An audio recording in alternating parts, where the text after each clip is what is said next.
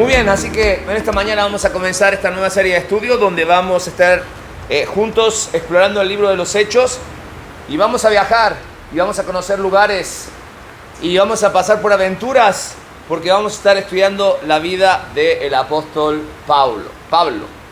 Es que Pablo sería como la palabra que se forma entre Saulo y Pablo, porque la primera pregunta tiene que ver con esto.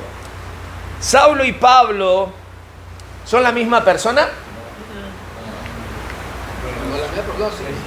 Va de nuevo la pregunta. ¿Saulo y Pablo son la misma persona? ¿Cuántos dicen que no? Pues por casi todos. Pero miren, aquí empezamos con las primeras cosas que aprendemos. Pues se los digo porque incluso empezando a estudiar la vida del apóstol Pablo me encontré con esta gran sorpresa. Lo sospechaba, pero no podía afirmarlo. Pero me dio mucha credibilidad la palabra de Dios porque déjenme decirle que Saulo y Pablo son exactamente la misma persona. Y por más que Saulo haya tenido un encuentro con Cristo, en ningún lado de la Biblia se registra que fue Cristo quien le cambió el nombre a Saulo por Pablo. Ahí va, vamos a conocer un poco acerca de la vida de Saulo. Sí hay registros en la Biblia que, por ejemplo, Dios le cambió el nombre a Abraham, Dios le cambió el nombre a Sara, Dios le cambió el nombre incluso a Pedro, ¿me entiendes? O reafirmó de Cefas a Pedro, ¿no es cierto? Sin embargo, de Pablo no hay un registro. Incluso en Hechos capítulo 13 dice, Saulo, también conocido como Pablo, ¿me entiendes? ¿Por qué esto? Bueno, simple, vamos a rápidamente hacer un repaso de quién era Saulo. Saulo, que aparece allí en Hechos capítulo 8, como aquel hombre perseguidor de la iglesia, en el cual él consiente la muerte de uno de los líderes del nuevo movimiento, que todavía no se llamaba cristiano, sino de los del camino, que era Esteban, hace su aparición en medio de la historia. Y era un hombre celoso, era un judío muy ortodoxo, muy celoso de la ley, que perseguía este nuevo movimiento que se estaba extendiendo, que había nacido allí con un líder llamado Jesús, el cual años atrás habían logrado, y lo digo entre comillas, sacar del plano aparentemente, dándole muerte en una cruz, enterrándolo, y cuyos seguidores, según la historia, habían robado su cuerpo.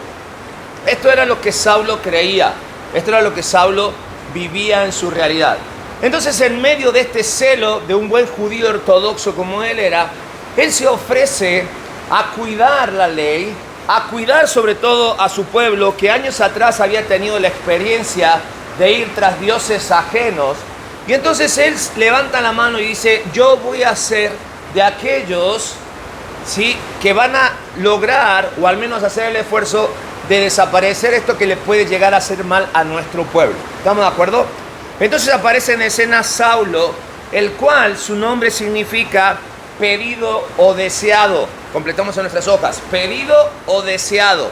Es decir, venía de una familia que realmente lo amaba, lo quería, lo deseaba. Ahora, se cree que Saulo recibió su nombre en honor al primer rey que tuvo Israel. ¿Cuál fue el primer rey de Israel? Saúl. Aparte, Saulo venía de la misma tribu, de la tribu de Benjamín. Ahora, Saulo, el cual dijimos entra en escena en la lapidación allí de Esteban, capítulo 9 de Hechos, que es donde vamos a empezar a meternos en la historia. Dice la palabra de Dios, Hechos capítulo 9, versículo 1, Hechos capítulo 9, versículo 1 en su Biblia, dice, Saulo, respirando aún amenaza y muerte contra los discípulos del Señor, vino al sumo sacerdote. Fíjate qué interesante. Era una persona que realmente tenía influencia en la sociedad. No cualquier judío podía llegar hasta la misma presencia del sumo sacerdote. Cuando nosotros leemos su biografía en Filipenses, o parte de su biografía en Filipenses capítulo 3, versículo 5, quien me lo lee por favor en voz alta, ¿qué dice? Me circuncidaron cuando tenía 8 días de nacido. Soy israelita y pertenezco a la tribu de Benjamín. Soy hebreo y mis padres también fueron hebreos. La ley era muy importante para mí, pues yo era fariseo. Fíjate, lo que está diciendo, yo soy un judío muy bueno. O mejor dicho, a los filipenses le dice, yo era un judío muy bueno. Si alguien podía llegar al cielo siendo judío, ese era yo. Y mira, no era porque había optado ser judío, sino porque había nacido y mis padres eran de ese mismo lugar. Entonces, ese celo que hacía vibrar a Saulo hizo que se volviera realmente radical, se mezclara dentro del Sanedrín, dentro de aquella autoridad, podemos decir, política religiosa. Quería buscar una palabra a ver si existe, pero pues básicamente es como cosas iguales, ¿no? La política, la religión allí mezclada. Y de repente dice, bueno, como ya tenemos controlado Jerusalén, he escuchado que esta nueva secta se ha empezado a separar. Claramente en cumplimiento de lo que Dios había dicho al principio, y de hecho es necesario que la palabra salga de Jerusalén, después vaya a Samaria y luego a Judea y hasta lo último de la tierra. Entonces Pablo, fíjate, comienza inconscientemente a hacer la tarea de Dios, porque siendo parte de ese grupo que perseguía, él obligó con su gente a que la iglesia empezara a obedecer lo que Dios había dicho, o a cumplir lo que Dios había dicho, lo que Jesús había encargado que se hiciese. Entonces de repente se entera que en Damasco, a 240 kilómetros de donde él estaba, había un grupo que estaba fortaleciendo y estaba creciendo. Entonces dice, quiero que me den hombres, quiero que me den herramientas, quiero que me den permisos para que la Guardia Nacional no me pare y yo pueda llegar a Damasco. 240 kilómetros, hoy en nuestras carreteras lo hacemos en 3 horas, más o menos, 3 horas y cachitos, y paramos ahí entre las cuotas, entre el cafecito que nos compramos y cosas así, 3 horas 15 vamos a ponerlo. Bueno, a Pablo le llevaba más de una semana hacer 240 kilómetros. Y qué bueno que lo que Pablo va a hacer está registrado en la palabra de Dios. Y Dios lo permitió para que nosotros sepamos, por su gracia, cómo Él puede obrar con hombres de este tipo. Hombres que, como el apóstol Pablo, y es el título del estudio de hoy, estaban o estamos muchas veces sinceramente equivocados. Sinceramente equivocados. El celo de Pablo por lo que sentía era válido. Y estaba muy bien que Pablo viera o velara por la vida espiritual de su pueblo. Ya estaba cansado. Pablo aparte dice que había sido educado en las mejores universidades cristianas del momento. Él se conocía la ley perfectamente.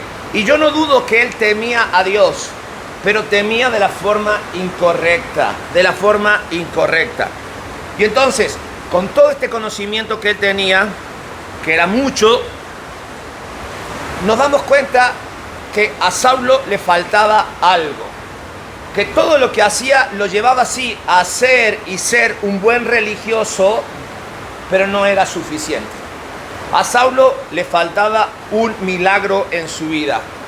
Y ese es el milagro que hoy vamos a desarrollar y vamos a conocer. El milagro de la salvación. El milagro de la salvación. En cuanto a la primera pregunta, ¿por qué Saulo para los judíos? Sí, por lo que vimos que significaba su nombre y la autoridad que le daba. Pero Pablo, que significa hombre pequeño, fue el nombre que él empezó a utilizar cuando su desarrollo personal se empezó a dar entre los gentiles, ¿sí? Y no es el único personaje en la Biblia que aparece que tiene 2 nombres, ¿sí? Sino, por ejemplo, hay varios discípulos que también utilizaban otro nombre o un sobrenombre. ¿Se acuerdan de Tomás? Tomás Dídimo, ¿no? Los hijos de Alfeo. Sobrenombres que los llevaban a no solamente identificarse con una parte, sino que en el desarrollo de su ministerio la necesidad era ser aceptados por todos. Entonces, por eso, sí, Saulo y Pablo son la misma persona. En su conversión no hay un cambio de nombre, sí hay un cambio de propósito, pero Saulo sigue siendo Saulo y Saulo es también Pablo. ¿Estamos de acuerdo? Bien, ¿por qué quería hacer este paréntesis? Porque fíjate una cosa, a veces sabemos que pequeños detalles no hacen doctrinas, ¿no? O pequeñas situaciones como esa no. Pero si nosotros vivimos pensando eso, cuando nuestros ojos son abiertos, puede que esos pequeños detalles sí volteen grandes doctrinas. ¿Me entiendes? Entonces, tenemos que tener claro esta verdad en nosotros. El milagro de la salvación, el milagro de la conversión en Pedro, tiene 4 tiempos. El primero, y también opera en nuestras vidas. El primer milagro se da cuando Dios encuentra a Saulo. Porque en la conversión o en la salvación, nosotros somos, al igual que Saulo, completamos encontrados por Jesús. Cuando hablamos de salvación, entendemos que nadie puede buscar a Dios en nuestra condición natural. Nadie puede encontrar a Dios por sí mismo si Dios no quiere o no se deja ser encontrado. Pero la realidad es que Romanos capítulo 3, versículo 11 dice: no hay nadie que tenga entendimiento, y la realidad es que nadie busca sinceramente a Dios. Nadie busca a Dios. Sí, el hombre natural, el hombre que llega a este mundo en su condición natural, concebido en pecado, nacido en pecado, nunca realmente va a buscar a Dios, sino que busca aquellas cosas de Dios que le conviene, o lo que piensa que Dios puede darle, y que generalmente son ideas, y la mayoría de esas ideas erróneas. Esa es la razón por la cual Jesús, en medio de su ministerio, va a decir: nadie puede llegar a mí si el Padre no hace que lleguen a mí. ¿Estamos de acuerdo en cuanto a esto? Entonces, cuando hablamos de salvación, entendemos que no podemos encontrar a Jesús así nosotros digamos: es que lo estoy buscando, porque generalmente va a pasar que vamos a estar como Pablo, errando el camino, y vamos a estar engañándonos a nosotros mismos y estar sinceramente equivocados. Ahora, el proceso de la salvación comienza antes de ese encuentro, y es Dios obrando, buscándonos a través de su Espíritu Santo. Pero no nos dejemos engañar, porque ni siquiera ser religiosos, y podemos ser muy religiosos, no faltar a los cultos, no faltar a las reuniones, tener escuchando siempre música cristiana, ¿me entiendes? Eso es una buena intención, es una buena señal.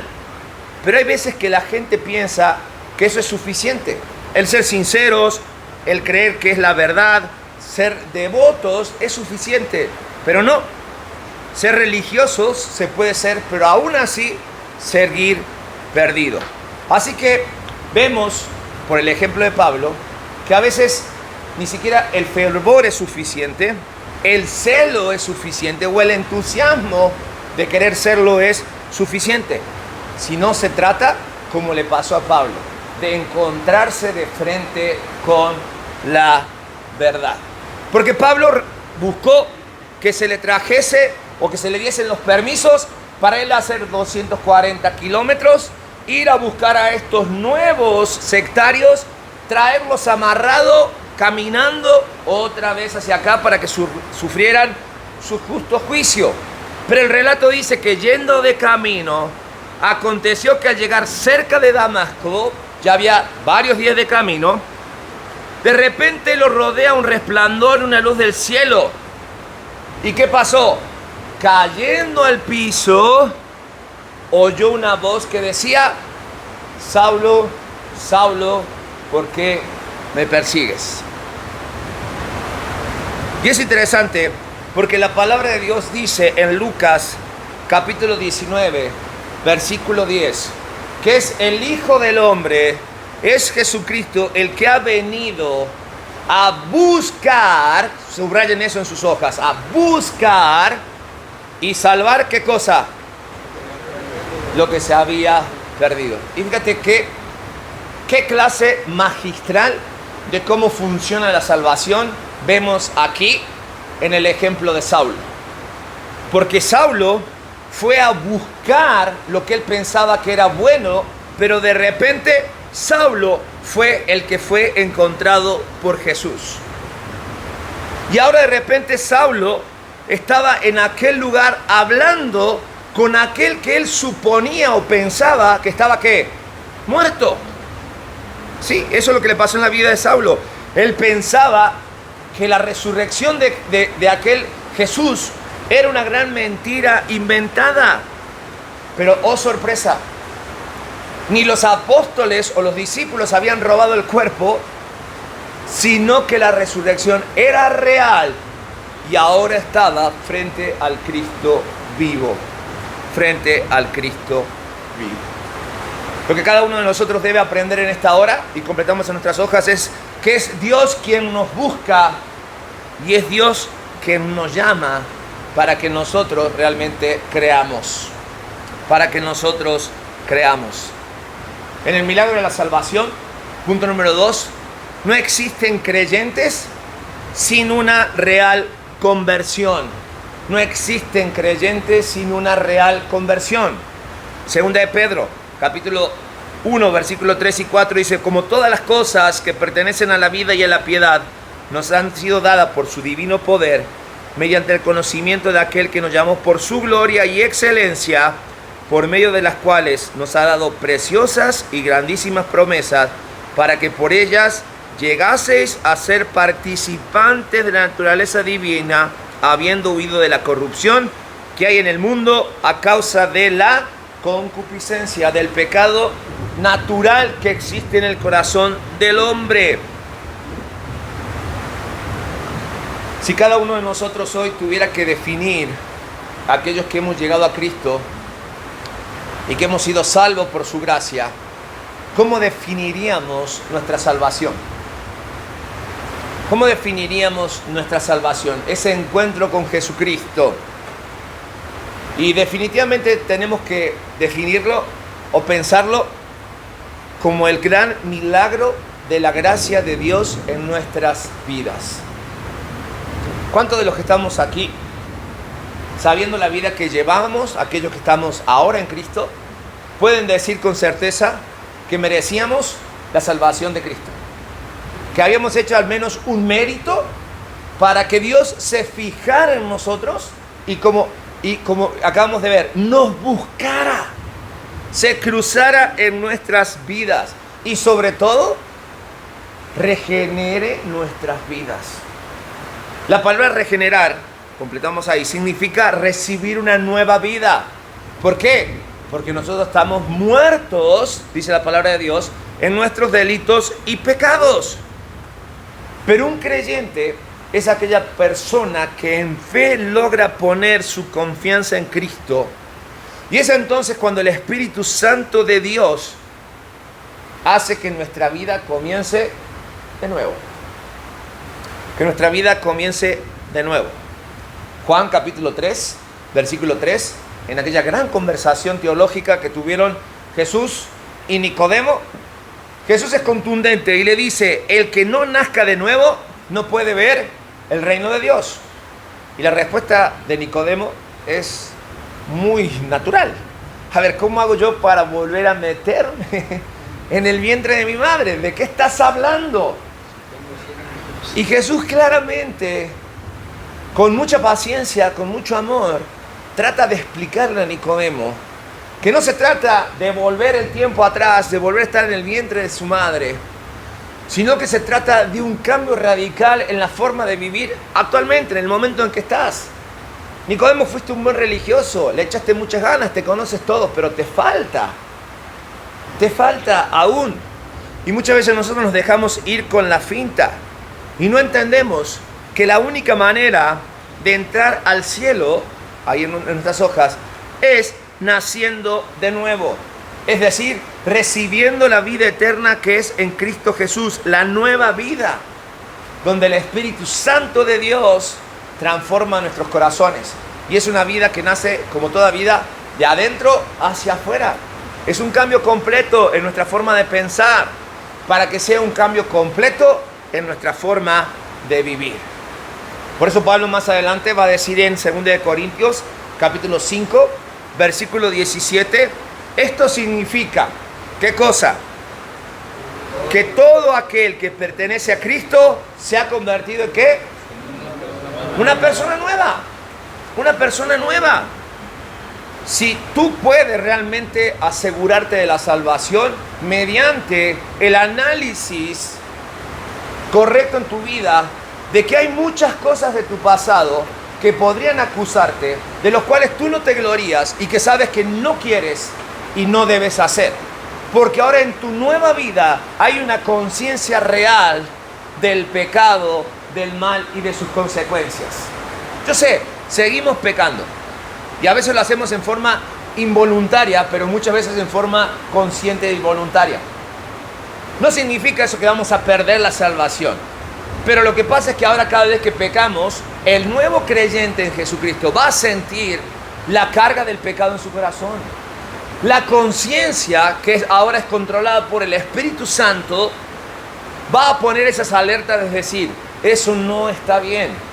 Y si lo hacemos, va a traer en ti una resaca espiritual que te va a orillar a que tú te arrepientas, pidas perdón y vuelvas arrepentido a los caminos del Señor. Porque dice, terminando este versículo, la vida antigua que ha pasado, una nueva vida ha comenzado.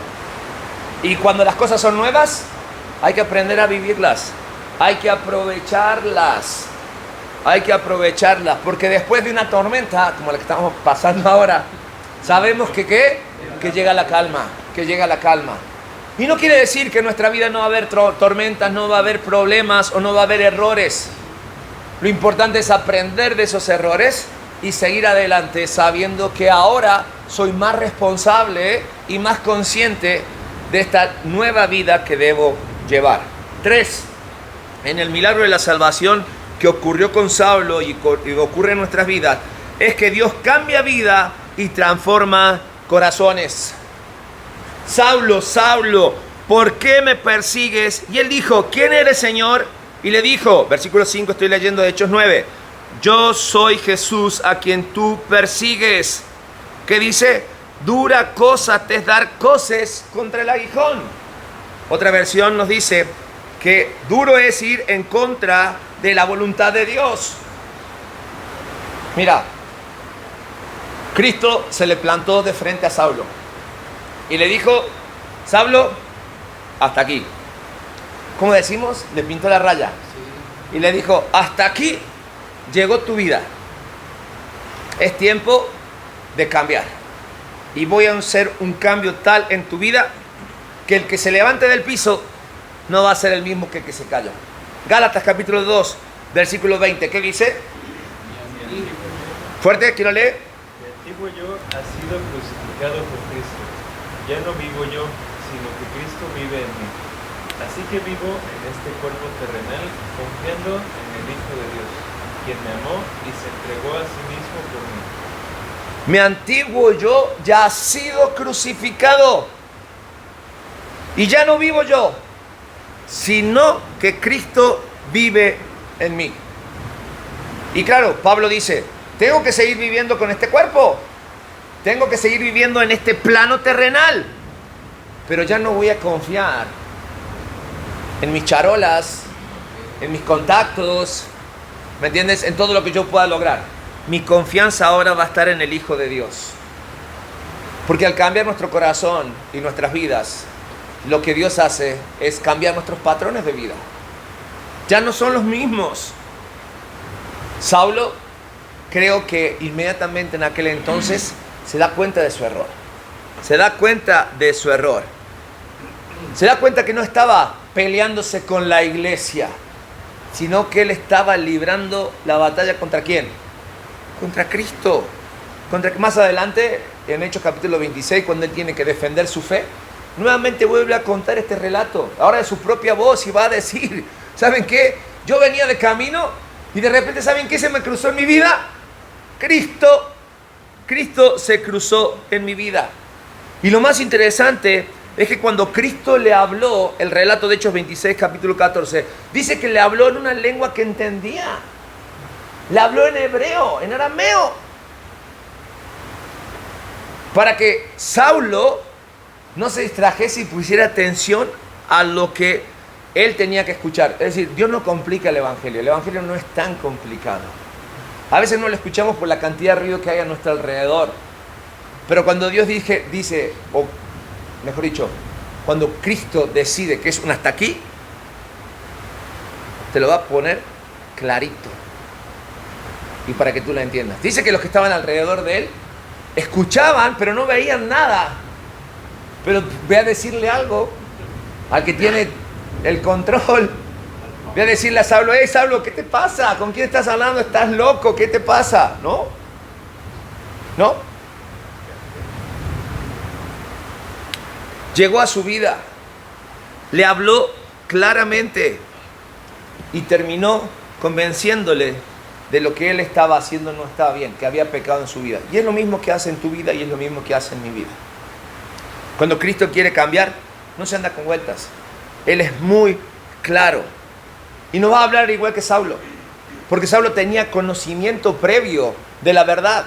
Entonces Jesús mismo va a utilizar la verdad para que Saulo entienda de qué se trata, así como lo hizo contigo y conmigo.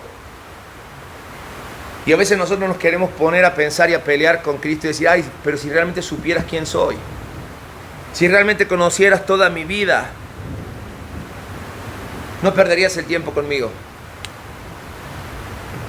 Pero no, el mensaje de Cristo es mucho más fuerte. Y la palabra de Dios, al igual que lo que hizo con Saulo, lo quiere hacer en nuestras vidas, traspasar nuestros corazones para que nosotros nos rindamos totalmente a Cristo. Porque al final, la palabra de Dios nos dice, versículo 6, Él temblando y temeroso dijo, Señor, ¿qué quieres que yo haga? ¿Qué quieres que yo haga? Si escuchas hoy su voz y escuchas el llamado de Dios, de todo corazón deseo para tu vida que tengas la respuesta correcta. Y la respuesta correcta es, ya no a mi manera, sino ¿qué quieres que yo haga? ¿Qué quieres que yo haga? Y cuarto y último, vemos en el milagro de la salvación que así como Saulo y para nosotros, Dios establece un tiempo para salvarnos. Cambia la palabra por un tiempo para salvarnos. Saulo pone atención a la voz de Dios. ¿Qué quieres que haga? ¿Qué quieres que haga? Segunda de Corintios, capítulo 6, versículo 2. ¿Qué dice la palabra de Dios? Segunda de Corintios, capítulo 6, versículo 2. Porque dice, en tiempo aceptable te he oído, y en día de salvación te he socorrido. He aquí ahora el tiempo aceptable, he aquí ahora el día de salvación. Una vez lo hizo con su pueblo y hoy lo sigue haciendo, sigue extendiendo su gracia y dice que el día de salvación es ¿cuándo? Hoy, ahora. Vivimos en tiempos de gracia. Seguimos viendo la gracia de Dios aplicándose en la vida de los Saulos, ya no de Tarso, de Zapopan, de Guadalajara, de Tlaquepaque, Saulo de Tezistán, ¿me entiendes? De diferentes lugares donde Dios da la oportunidad. No vemos a un Saulo dando patadas y enojado porque su vida tenía que cambiar. Vemos a un Saulo dócil porque se está enfrentando ante la vara del pastor. Una vara que va a transformar su vida.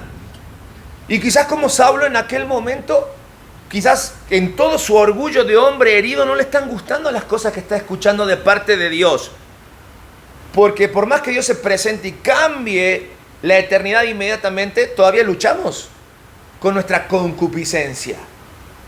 Y Saulo lo va a expresar más adelante. Y él más adelante va a decir, mira, yo tengo mucho de qué presumir con el plan humano. No solamente soy hebreo, también soy griego y soy aceptado por, y tengo estos estudios y te puedo presumir esto, aquello y todo lo que tengo, y aquí está mi currícula. Pero dice, todo lo he estimado por basura para ganar a Cristo, para al final de su vida resumirla en un versículo, todo lo puedo en Cristo que me fortalece, porque ese es el final de una vida. Para agregar, para mí, vivir significa Cristo y morir. Él encontraba, a pesar de haberlo tenido todo, haberlo tenido todo. Y Dios no le pidió renunciar, no se lo quitó, porque siguió siendo Saulo, no se lo quitó, pero puso orden en su vida. El mismo sistema se encargó de ir haciéndolo a un lado, porque ya no encajaba. Ya no encajaba. Sin embargo, dice, mira, todo eso que tuve, lo estimo por basura. Lo estimo por basura. Nada de eso me llena tanto como estar en una cárcel y saber que esta es la voluntad de Dios para mi vida. Y que si la muerte llega, que no se demore.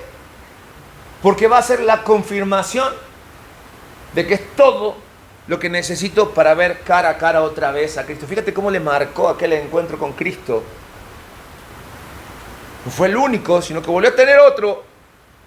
Y ahora tuvo otro más al final de su vida.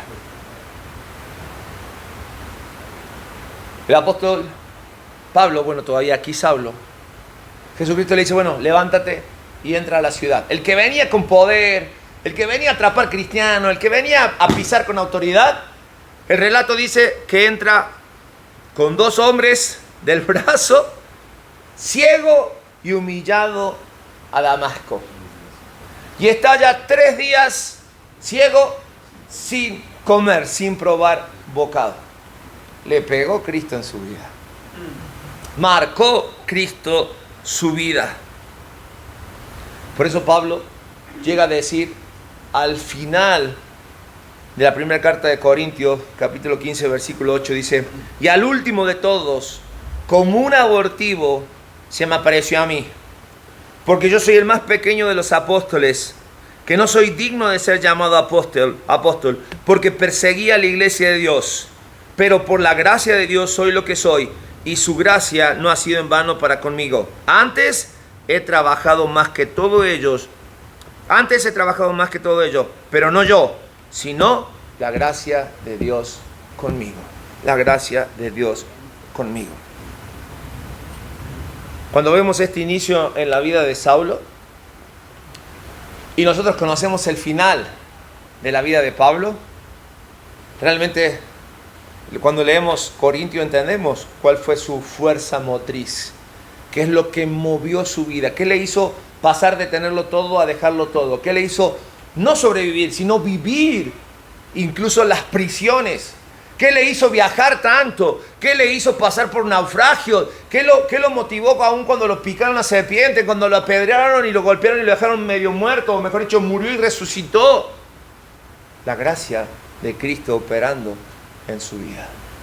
De alguien que estaba sinceramente equivocado, del encuentro con Dios o con Cristo salió totalmente convencido de que esta nueva vida para él era lo mejor. Y me gustaría entender que así como Saulo de Tarso fue transformado por la palabra de Dios, Saulo fue transformado por el poder del Espíritu Santo. Quiero confirmarte que hoy Dios también quiere transformar tu vida. Dios quiere transformar tu vida.